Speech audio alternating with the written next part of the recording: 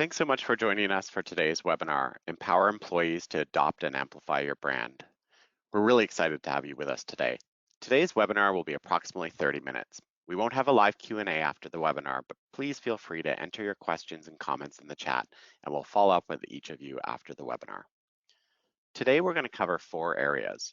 The first is essentials for a digital-first brand.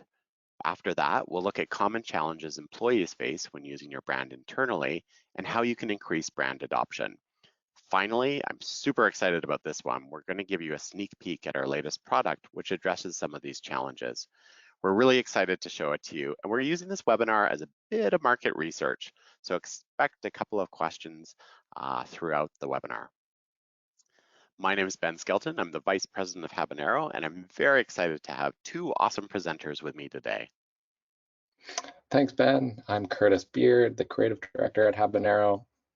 And I'm Danielle Kovacic, an Interaction Designer at Habanero. For those of you that aren't familiar with Habanero, we're focused on helping companies become better places to work. This is something we feel very passionate about, and we're proud to be recognized for.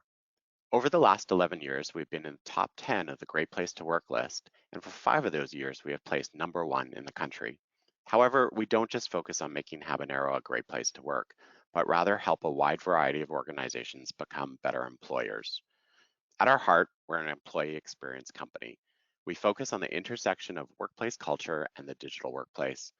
We believe you can't create a great, amazing workplace culture without technology, and you can't enable technology without considering the human experience and workplace culture to make it successful. We work with several large brands, and over the last little while, we've noticed more and more emerging challenges with respect to the adoption of brand internally. Brand leaders tell us that they're tired of being the brand police. This is not a role they enjoy, and they prefer to spend the little time they have available helping employees better understand and use the brand. During our research, employees tell us that their brand is confusing. We often hear stories of different brand PDFs going around the organization, and it's really hard to figure out what to do. Many employees tell us, well, you know what, this is way too confusing. I'm probably going to mess it up, so I'm just going to do my own thing. Finally, we hear from executive leaders that their brand is more and more an important asset that everybody's bought into, but they're a little dismayed at how it is being used internally. Also, many organizations are undergoing a brand refresh to modernize their brands, and leaders worry that they won't get the full value out of their investment without better adoption from employees. Thanks, Ben. Having worked with the numerous brands and organizations Ben mentioned earlier, we've seen several common themes across these projects. And we've shaped these themes into principles that you can use as guideposts if you're considering a brand refresh, undertaking a rebrand, or developing a digital strategy. We believe there's a direct link between these principles and instilling a sense of trust and building meaningful connection with your customers. Each of these principles have a role to play in creating exceptional brand experiences. So we'll now take you through each one and highlight an example to bring it to life. First, we have what you could consider the foundational principle, consistency. Brand consistency is how an organization delivers messages aligned with its core values and brand promise. It's even become part of our vernacular, where we provide feedback in short form as, yes, that's completely on brand, or no, unfortunately, that's totally off brand. And especially in these times when you're managing your web experience, social media channels, and the entire digital and offline ecosystem where you have a brand presence, consistency is paramount. By providing customers with a consistent experience, regardless of whether they see an ad on Facebook or if they're browsing your website, you're creating visual associations and a mental model for your brand. And that's essential when it comes to maintaining and growing your brand. In this example, we can see the strategy that Unilever has taken in leveraging illustrations to create a unified experience across channels. Whether or not the illustration style is to your personal taste, it's hard to deny that they're being incredibly intentional about consistency. For them, the style is quite flexible in that it's used for everything from their Facebook banner, as you see on the far left, to the content around their net zero commitment that they're posting on Twitter, to promoting careers and job opportunities on their website. Digital first brands are accessible. Accessibility is becoming more and more important these days. If you're on Medium or any other design site, or even our website, you'll see more articles on this topic than ever before. But a lot of brands, specifically their colors, were designed when accessibility wasn't as big of an issue. Because of that, we're seeing a lot of our clients and a lot of bigger brands altering their colors to ensure that they're accessible. You might be thinking, it's easy to just darken your colors, but there's a fine balance between darkening your palette so that it's accessible without changing the integrity of your colors. Spotify is a really great example of a big brand that went through this. They reached the point where they realized they were falling short of following accessibility considerations, and they aren't alone. There are so many companies out there who developed their brand before accessibility was top of mind. For Spotify, they wanted to improve their user experience by embracing accessibility, so they tried to darken their iconic green color to have better contrast with the text in their UI elements, specifically their buttons. When they tried to darken it, the color was even further removed from their original brand color, so the color on the right that has the sad face. This is a really great example of how if you're not thinking about some of the small nuances, you can start to misrepresent your brand. If Spotify were to just blindly apply some accessibility guidelines, it takes their iconic color into a place where it's not recognizable. And you can see that in this screenshot. When they darken their green, it starts to feel more like Christmas green than Spotify green. It just goes to show how even though there may not be an easy solution, it can still be a creative process to really embrace accessibility. Next, we have seamless, which is a principle we're seeing show up more and more as we think about the entire channel ecosystem that customers navigate. Aspiring for a seamless transition between channels means that your customers have flexibility in how they engage with you and will develop trust and confidence in your brand depending on how easy and consistent the experience is for them. Take Netflix, for example. They have the unenviable task of not only supporting the smallest of screens, but also some of the largest. And beyond that, there's an expectation that I can move seamlessly from my home theater to my iPad to my phone, depending on my mood. Or let's be honest, which one of my 3 kids is vying for the big screen? A seamless experience also ensures that you're automatically responding to my preferences and context. And Netflix has made that transition between channels incredibly easy, so much so that I never think of it as an inconvenience. It's actually peace of mind knowing that I can pick back up where I left off, regardless of which device I'm using. Digital first brands are emotive. So emotive brands take storytelling to a personal level. And by doing that, they empower individuals with a platform to act as brand champions and ambassadors. Oftentimes, this means sharing their stories on social media. Dove is a really great example of this. They're all about female empowerment. And as a brand, they've committed to widening the definition of beauty for women, that beauty comes in all ages, shapes, and sizes. And they're true to this commitment. They make it super obvious through their marketing and messaging what their purpose is. And as a result, people identify deeply with the brand on a meaningful level. So much so that it's influenced other women to share their stories on social media, such as in this example here. When your message resonates with people to the point that they feel empowered enough to share their stories, that's when you know you've been successful in really connecting with your audience. We've saved this theme for last, as we don't think it comes up as often when you hear about digital first principles. And we see it becoming increasingly important for the enterprise organization. Too often our decisions with branding can be limiting, whether that's due to licensing considerations for photography or typefaces, or just the sheer cost of planning, scaling, and managing your assets. One aspect of the experience that can really suffer in these cases is collaboration. IKEA is a great example of an organization that's been digital first for more than a decade. In 2009, they embraced the website font Verdana as their typeface of choice. And just a couple years ago, with their refresh, they shifted from Verdana to Noto Sans. And I know what you're thinking. Really? A typeface or font is going to be at the heart of this principle? Well, yes. There's a surprising amount of thoughtfulness and depth in this decision. So what makes Noto Sans unique? It supports more than 800 different languages, which will allow IKEA to consistently represent their brand in existing markets and also scale into new ones. It was commissioned by Google, so there's no doubt that this typeface will continue to be expanded upon and updated regularly. And lastly, it's open source, meaning that it can be used in any context without limitation at no cost. And this opens up many interesting opportunities for IKEA, but the one that rarely gets mentioned is how it impacts collaboration. You could imagine if IKEA employees were to use Microsoft Word or PowerPoint, for example, the font can now be embedded in the template with the open source license. So even if they don't have Noto installed, it will still be viewable. So if an IKEA employee wanted to collaborate with a partner, consultant, or external vendor, they still have ultimate consistency for their brand.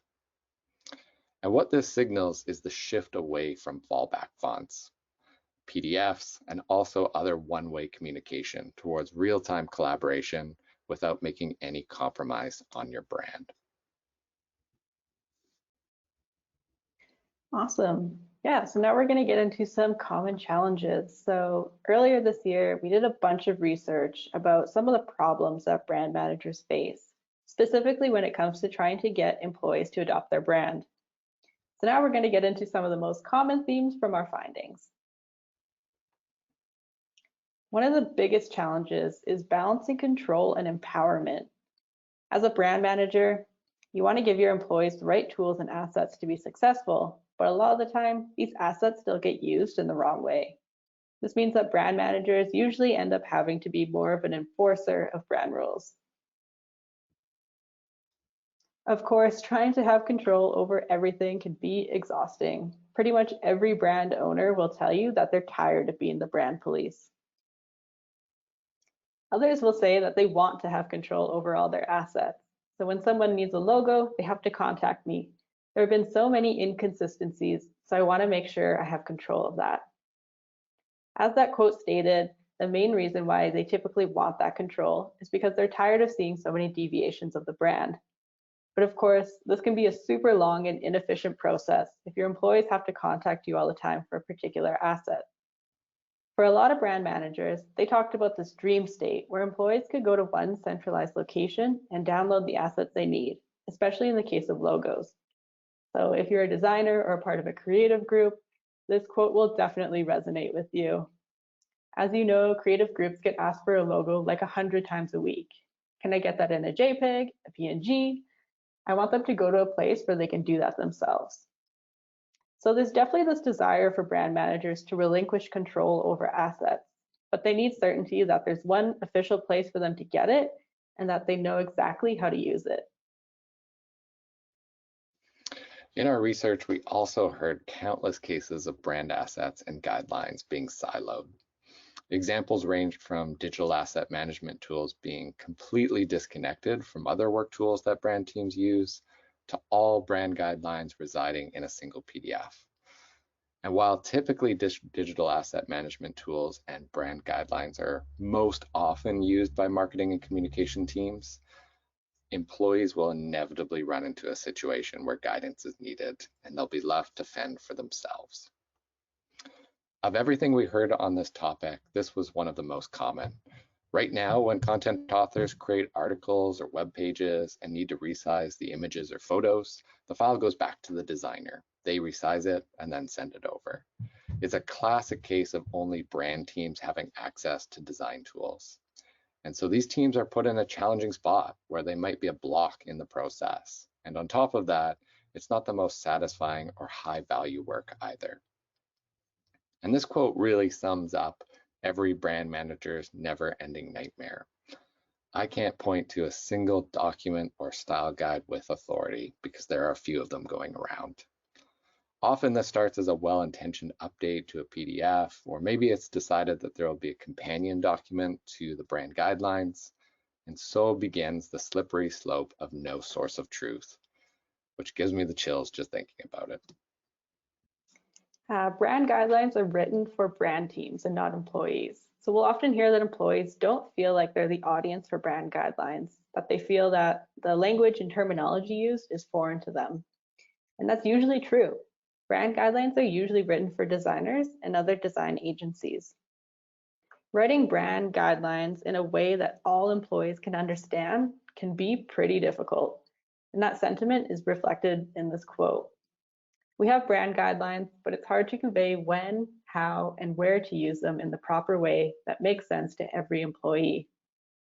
If your brand guidelines aren't written in a way for all your employees to understand, how can we expect them to follow the rules?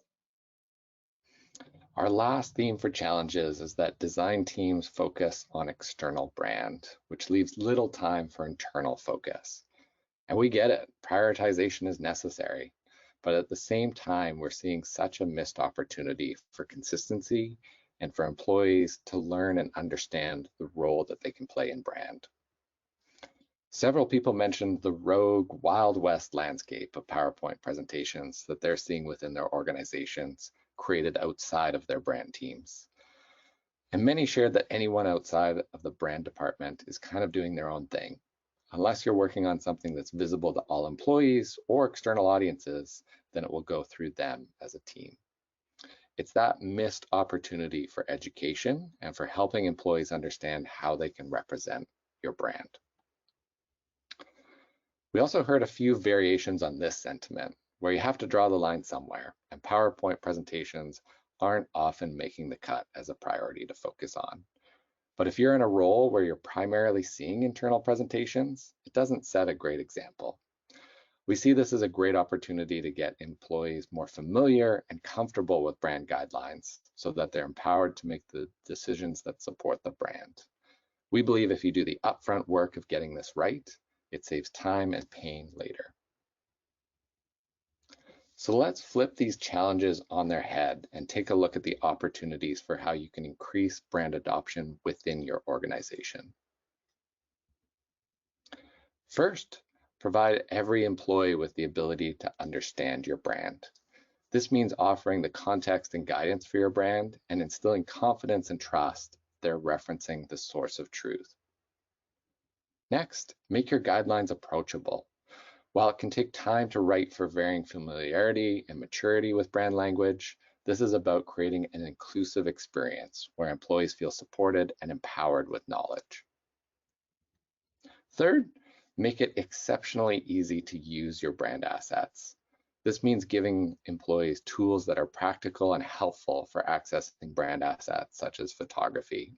It also means considering common use cases such as allowing employees to crop and resize photography. And finally, meet employees where they're at. Rather than having employees learn completely new behaviors, look for opportunities and scenarios where they're currently in need of support. For example, if employees are going rogue with PowerPoint presentations, look at how you can support them in that moment with the information that they need. Awesome. Thanks, Curtis and Danielle. Now I get the privilege of showing everybody a sneak peek of BrandMate. This is the Go BrandMate brand portal. It's a one-stop shop for employees with everything to do with your brand. As you can see, it lives in Microsoft 365, and it can be part of your intranet or operate in a standalone way. Employees get a warm welcome to your brand, and after that, they get easy access to the templates and tools that they need. So that PowerPoint template is just one click away. Below that, we've got an area where employees can learn what the brand team is there for and how they can support. And of course, no brand portal would be excellent without all of those guidelines and assets that you need. So you can see everything from logos to photography to icons and more. Let's take a look at some of these areas. The first area I'm going to click into is logos. That's something that Curtis and Danielle mentioned that people wanted easy access to. So of course I can jump to the downloads, or I can learn more about our logo, the different logo options, and how I should treat our logo when I'm using it. If we jump up to our assets, why don't we take a look at colors? Colors are really interesting because of the accessibility implications of using color incorrectly. So you can see here, I can learn a little bit about our palette. I can see our primary colors, our secondary colors, our tertiary colors, but even more importantly, I can learn about the accessibility considerations of using these colors. So you can see here, these are the recommended usage. These are things that I should use with caution. And I probably shouldn't use this blue on white combo for text or anything else. If I scroll back up, you can also see there's this advanced mode here. So perhaps I'm creating an interface or I've got higher requirements for my color usage. So you can see here, you can get everything you need from the RGBs to the CMYKs to the Pantone colors and more. And you can see different variations of the colors as well. So it provides most employees with a really simple experience, but those that need more details, it provides those as well. Let's drive back to the home page here and go down. The next section I want to talk about is photography. Photography is so important, and we're seeing more and more organizations do custom photo shoots and just spending a lot more time on photography because they understand the impact this has on their brand. If I click on photography here, you can see here we've got all of these awesome photographs. I can also search by the date the image is taken, the aspect ratio. I can enter a search term. Let's scroll down here. I like this image. I'm going to use this in my next thing. So if I click on it, you can see here employees can quickly download the original. They can download it for a web, which gives them a compressed version, or I can go into edit. And edit is kind of where all the magic happens. So even though I'm on the web as an employee, I can just go, I can crop this image, and I can download it. We also give people the ability to optimize an image. We've heard from so many people and so many organizations that a lot of people will put really, really large images in a PowerPoint presentation and they'll start to balloon really quickly. So allowing people to optimize images is a really, really powerful thing in enabling that collaboration that Curtis talked about. In addition, there's this thing called presets. So I can actually find preset aspect ratios for my use. So maybe, you know what, I'm actually going to create a Facebook post with this. So I can click on the Facebook post. You can see it's beautifully selected for that aspect ratio. But if I use LinkedIn, it's not quite right. So let me just move it up there. And now I can actually download an optimized version of that as well. So you can see how quick and easy this is for employees that want to self-serve the brand assets. But there's more. Let's dive to PowerPoint. Okay, let's say we're creating a PowerPoint presentation for a webinar like this one. As you can see here, we've got our PowerPoint template, but it doesn't have any of our brand assets in it. This is where the BrandMate PowerPoint app comes in handy. So you can see here, I'm on my title slide, and I need a nice picture. So let me go into title. Let me click here, and I'm going to add a picture to it. We've got so many great pictures. Which one should I choose? I love this one of Mike and Lori giving each other a high five. Maybe not with COVID. Let's take this out and let's use this nice one of Kieran instead. There we go. So you can see how easy that is. In addition, our hello slides, these used to be a nightmare to create. You'd have to go to the employee directory, find the person, crop the image, and now it's really, really easy. I can just go to our halves, I can click here, and let me add a picture of Curtis. There we go. Curtis is in our deck, and I can add Danielle. So you can see how easy it is to add different images and different types of images to your presentation. This also is really useful for icons. More and more organizations right now are building icon libraries to ensure that icon usage is on brand and to also help us ensure that people aren't using, don't say it, clip art. And we want them using these brand assets as they're designed. So let's dive in here, click on this one. Let's go to our icons. And I remember we've got lots of great icons here in our icon library. I like this heart, so let me use this one for passion for our purpose. Do great work. What would be a good one? Let's see if there's a trophy. Oh, it'd help if I spelt that right.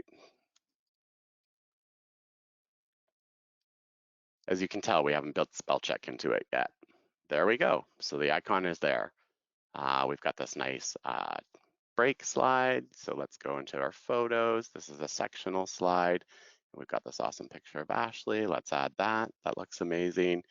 And then finally, we've got this slide on our culture and transformation offerings, and I want to add a nice illustration. So let me click here and go into our art. And this is where we have all our illustrations. And remember, we had a good one on a boat. There we go. And there is our boat. We're going to add it, and there we go.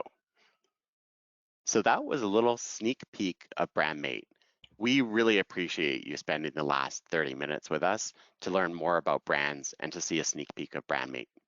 We'll be following up with each of you to send you a copy of the recording, as well as any of you who completed or put in comments or questions in the chat. Again, thank you so much and have a great day.